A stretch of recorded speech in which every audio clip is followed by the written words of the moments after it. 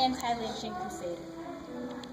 Born enslaved in Holland Springs, Mississippi in 1862, I had 7 siblings. My mother, a famous cook, and my father, a skilled carpenter.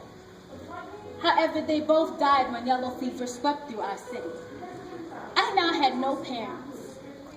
Therefore, to provide for my family, I took on the leadership of taking on a teaching job and furthered my education at Russ College because education was something I knew I must have.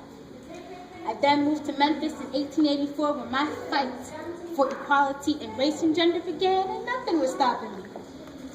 As a matter of fact, I remember it like it was just yesterday. So I'm riding on the train, all nice and comfortable, and the conductor asked me to give my seat up to a white man. To a white man. I could not understand. Girl. Couldn't he sit somewhere else? Like I said before, I was comfortable in my seat.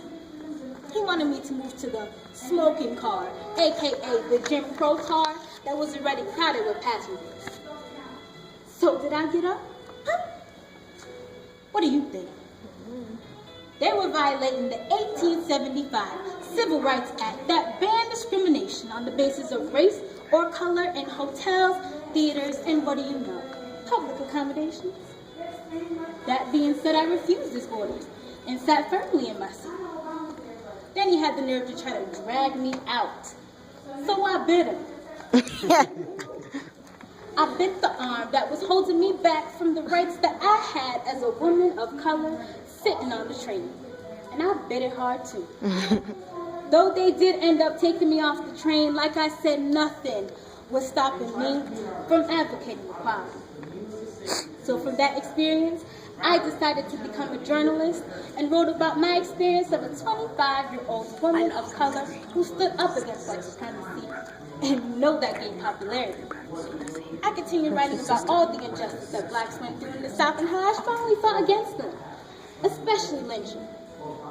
Moving to Chicago, I created numerous reform groups and along with Jane Addams, ended segregated schools in those areas. Along with that, in 1913, I not only marched for universal suffrage in D.C., but I also joined with my brother, W.E.B. Du Bois, to further the Niagara movement. And did I stop there? Nah, I was on a roll. I was one of 2 African-American women who founded the lovely NAACP that we now have today. I even ran for Illinois state legislature, making me the first woman of color to run for public office in the United States. Now I can humbly say I've truly lived a life advocating for equality and justice for my people. Now the question I have for you all today is, where do you go from here? What can you do in your classrooms and different activities that you're involved in school to better yourself and advocate change in the community? It is now up to you. I was and